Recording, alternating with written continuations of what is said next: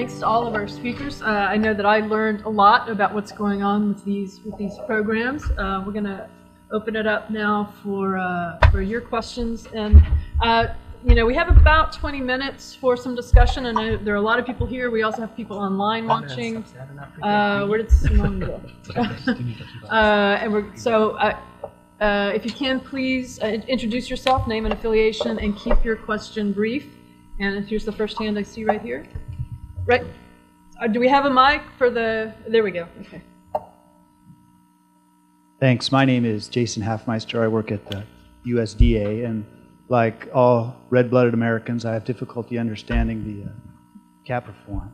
My question relates to decoupling and the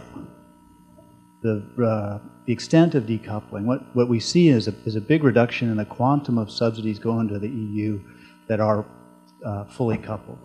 But we still see across all product sectors production links to most of those payments.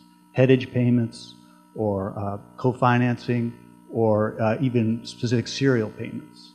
And so even as the total value of coupled payments has fallen, it still appears that almost every product sector in the EU still retains fully coupled payments. And so this is a difficulty in our relationship because, of course, we have many sectors in the U.S. that have no coupled payments at all.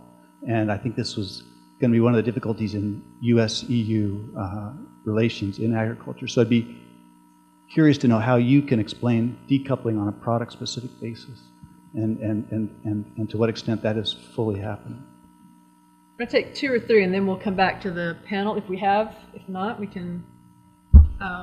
JC, why don't you go ahead while others are thinking of their questions? Well, this is a long-lasting debate how far these payments are actually decoupled. That's why I always put a quote when I write decoupled payments, because there's some controversy. When you say that every product retains coupled payment in the EU, I mean, this is absolutely not true anymore. Very, very few products still have some coupled payments. That's going to be mostly traditional protein seeds like peas, and that's going to be some headage payments for suckler cows, the cows that are only for meat, not for dairy, if you will. Now, all this huge amount of money, we're talking about 40-something billion euros each year. It's true that they cannot be fully decoupled because they are given to farmers, and at some point farmers will use them maybe to buy a tractor. Even in the first step, it may be only to impress his neighbor, but he will end up using this tractor. So it's not fully decoupled. The economic literature is has investigated this a lot. I mean, John Begin is in the room. He is one of the most eminent specialists on this. There are several channels that explain that these payments are not always decoupled, the wealth effect, the risk effect, and so on. But what we see, and there's a recent paper by David Biaggi, is that the econometric evidence is very, very weak in terms of impact on production of these payments. And when I talk to farmers right around the ones that are around the university, since these payments have been really not linked anymore to the acreage or to the level of production, they have changed dramatically the yield target in cereals. Now, of course, over the last few years, they have increased the yields because of the world market prices. But I remember when there was some serious decoupling, there was no longer an acreage-based payment in 2003.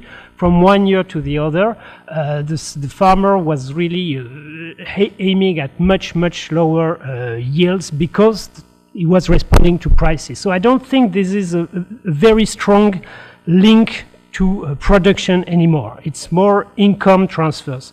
But it's true that when you give this amount of money, there's naturally some production effect. But it's very difficult to know which one, and all the econometric evidence doesn't point to a big effect. That's maybe John wants to complement, because he's the one who finds the biggest effect econometrically. Simone, do you have something from our online audience? I do. The question says, in briefing of the U.S. Farm Bill, there was no mention of the U.S. sugar program.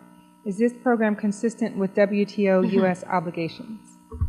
Can I just add to that? I guess, David, you'll probably take that, but could you also address the recent surge of imports from Mexico, the trade remedy cases, and sort of what's the future? Is the U.S. sugar program really viable, given that we have free trade with Mexico at least? Whilst David's writing, there was... Let's see if we might get more questions. Yeah, but that's right. Yeah. Well, people seem to be cogitating. Well, okay, we have a couple here, so... Yeah, I'm John Kunrad with the Hunger Project. And I was very interested in Shahid's point, looking at this from what is known about the most efficient use of resources to improve farm production in a place like Malawi. We work in Malawi, so I'm intensely interested in what is known about that.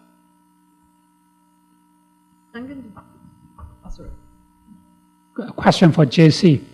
What is the implication for the livestock sector? I thought the livestock sector will receive more support from the new CAP policy. You didn't mention that in your presentation. Okay, why don't we take one more and then we'll bring it back to the panel. Yes, what implications do you see for TTIP or Trans-Pacific trade talks of the CAP and US farm policy? One seems to be more cyclical and could kick in every day, and others is more fixed payments. So, okay, why don't we? I'll start quickly, and again, I think the panelists owe it to the audience to be brief in the responses, so I'm going to be brief. The sugar program is WTO consistent. It's a highly protected program by tariffs that are WTO consistent. We spend we notify some domestic support on the sugar program. Now, it is also a program that has, you think should be under challenge. There's very few sugar producers in the United States. Why do they continue to have a program? Their program was not changed at all in the Farm Bill, just the opposite of cotton and dairy.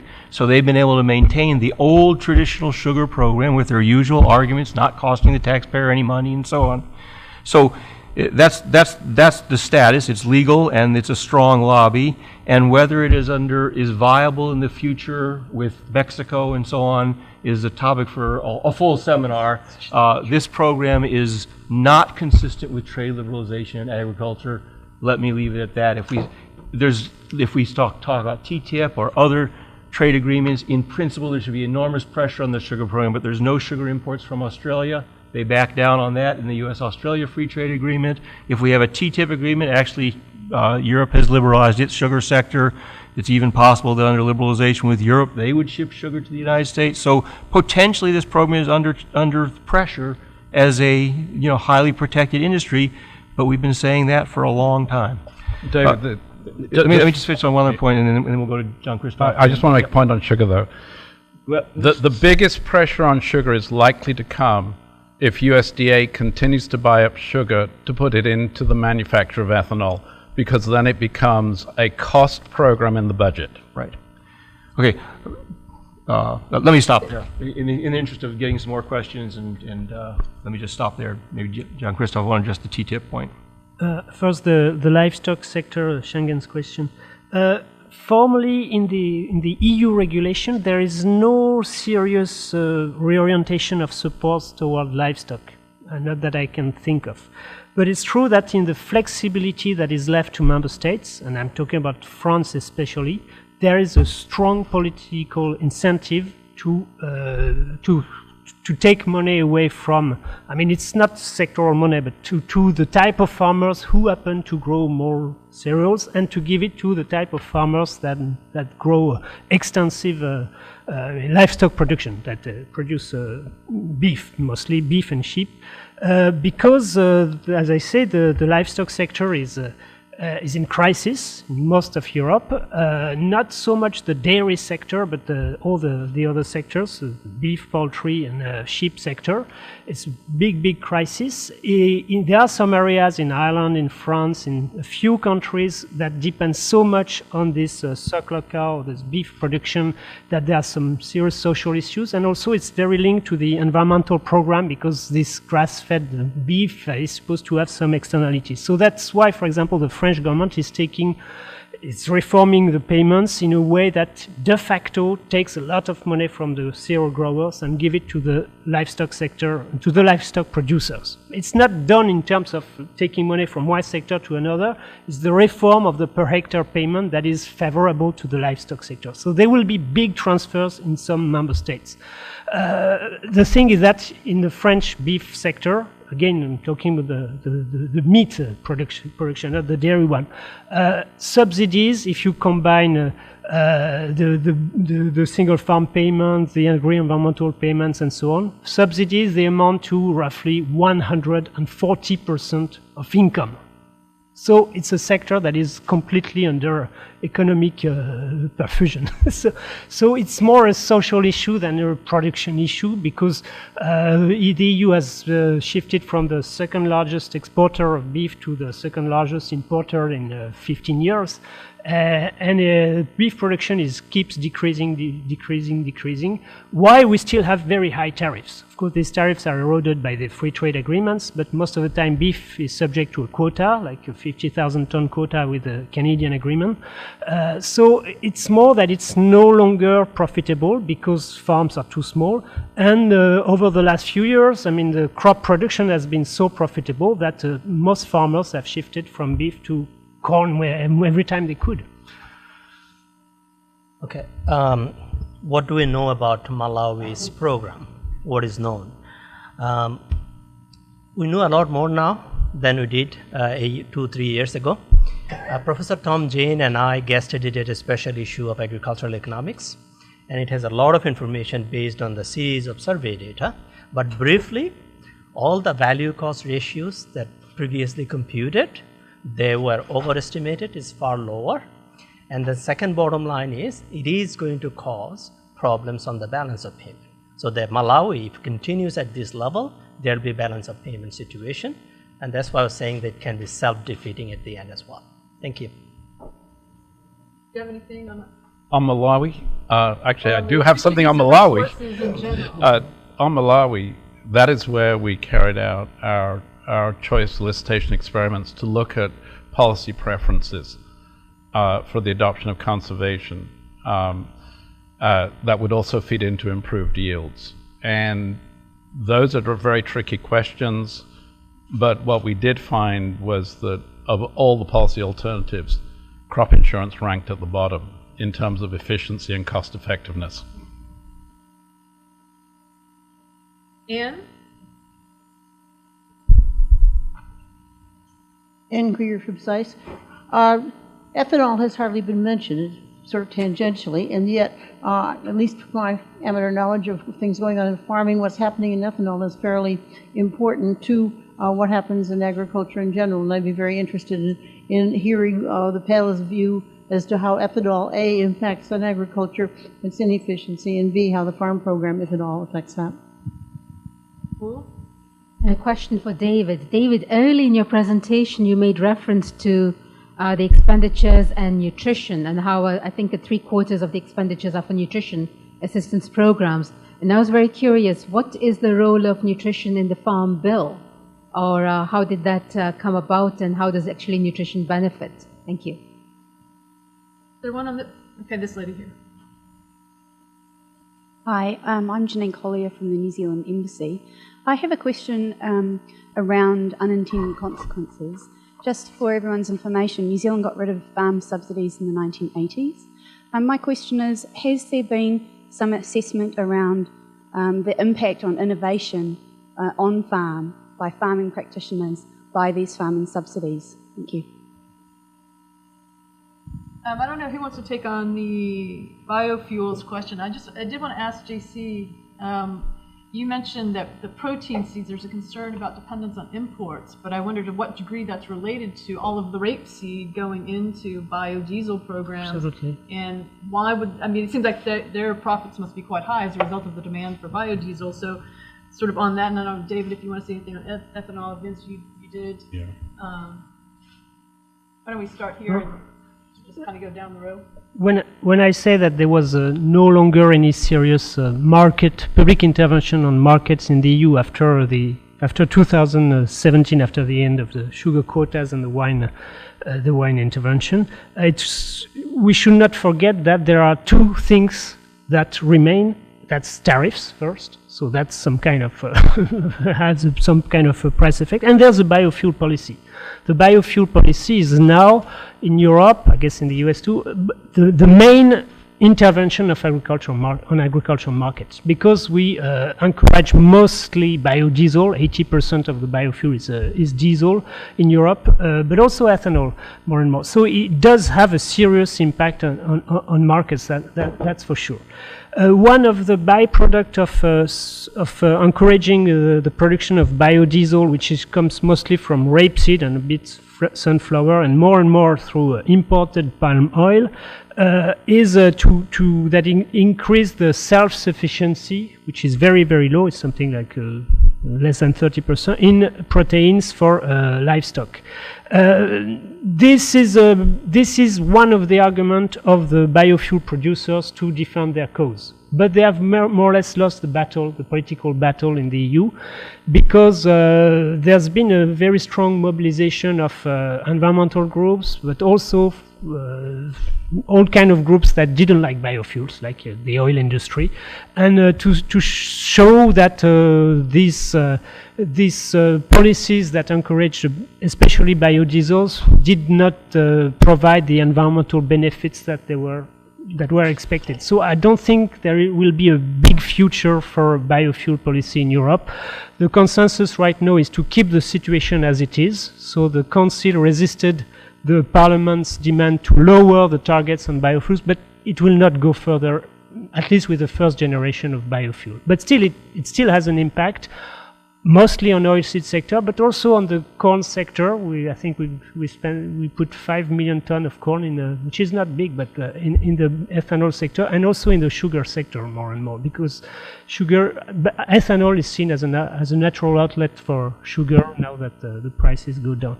What we did not mention is the TTIP, but maybe we can have a full set of session on this later. I don't know if you. Yeah, on the ethanol is always the elephant in the room. Ethanol is always the elephant in the room, and so yet you have a farm bill and it's got provisions. Now, obviously, one of the reasons that U.S. farmers were saying we're willing to trade off fixed payments for more downside risk protection is because one of those downside risks is what if there's less emphasis on ethanol demand in the U.S., and that's under some debate. Where that's going to end up. But this would certainly protect you. Obviously, if you did away with the ethanol program, we have definitely raised these target prices to where a lot of money would go into farm program support. So it's always in the background, but we wanted to stay focused on the farm bill with its own complexities. The nutrition issue is, from our point of view for today, is really a political economy issue. Farm bills have always taken a coalition of interests. In the 1930s, the first supply control measures were ruled unconstitutional, and then you brought the conservation in. That became a constitutional basis for supply controls to push up prices. But then, of course, conservation always had its own constituents who were not just interested in supply control and higher prices. That's become stronger over the decades, and so we see that as a constituency in the Farm Bill. And then when nutrition programs were first getting going, in a certain sense, they needed the farm lobby to help push the new nutrition programs into the political agenda. That's probably reversed now, to where the farm groups probably need the nutrition component to get the farm component through the Congress, but that coalition jointly stays very strong, and that's why every time you look at the politics, and it's always different. This time, with a divided House and Senate in terms of political control, it still passed both houses with strong majorities. For 8 years, in 2008, remember President Bush actually vetoed a farm bill, and both the House and Senate overrode the veto. So somehow this combination of farm lobby and farm lobby coalition They're single issue. As Vince pointed out, they've succeeded this year in a context where much legislation is not being able to move forward. They're always there to find that niche. They've got this strong coalition. They pull it together one way or another. I think we're seeing another evidence of a very strong farm lobby. We're kidding ourselves to think the farm levy has become weaker in this 2014 Farm Bill, despite the 3 years of intensive debate and all the controversy around it. Again, let me stop there, I think. Is this another area, biofuels, where developing countries are learning bad lessons from the U.S. and EU, perhaps? Well, you saw that. If you want to comment, if not, we can go on. I know Vince has something to say. And then I want to comment on the technology issue. Oh, yeah, that was going to come back to that. Well, during 2007-8, you heard that repeatedly from developing countries. That was a debated issue on the ethanol issue. Prices going up around that time, which was causing a lot of problems in many of the developing countries where poor were having access to food, having access to food. So that discussion is there. But in the context of this US bill, I don't think it will be there because the global prices come down and things are more stable. It's not like 2007-8 situation. Navin? Oh, I can't remember. The ethanol issue is fascinating. There are estimates of what would happen if we essentially abandoned what's called the renewable fuel standard. Bruce Babcock and others at Iowa State have said not very much would happen to the price of corn in the short run. Why? Because through a variety of different subsidies, not directly related to agriculture, but to the production of ethanol plants, we have a bunch of plants that are now in existence that would not be built, let's say, if the renewable fuel standard went away.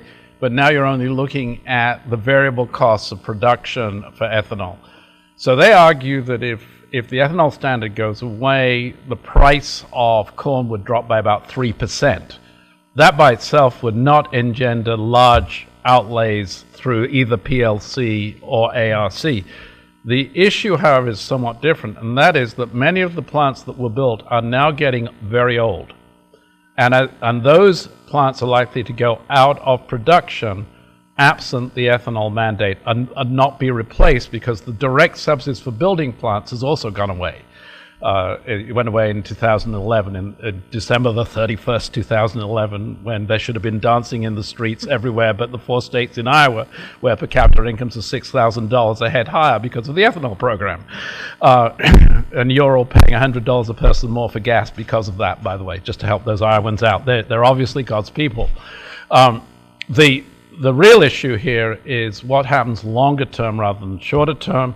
David's entirely correct in saying a non-trivial reason why the corn growers, who really drove most of this farm bill, were so anxious to get improved risk management, as they call it, was because they perceived the possibility of much lower prices.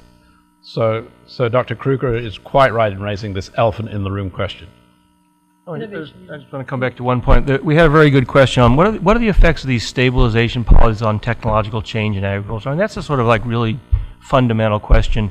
And it's not my area of study, but I think there's a debate about that in the agricultural economics literature. The book I would refer you to is Bruce Garner's book. It's called Something Like American Agriculture in the 21st Century. So he traces the whole history of agriculture for 100 years. And in many dimensions.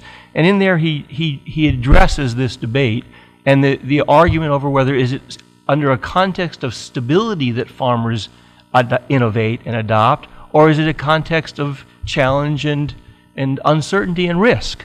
And I think that's just sort of one of these existential debates that's not been solved by empirical based evidence yet. There's evidence of both sides. So in his book, also in the foreign policy book that Kim mentioned, we also look at this issue, going back all the way back to the 1920s and 1930s. And it's, there's sort of arguments on both sides of that, and no, I think, clear dominant view. It's still a debated issue. It's such an important issue. You'd think we would do better on having an answer, but at least my intuition from secondary drawing out of the osmosis, drawing out of the air, is that this is something that the profession has not really come to grips with. It's one of the rationales for these stabilization programs, but that is a rationale that also has been challenged. And by the way, I agree with David.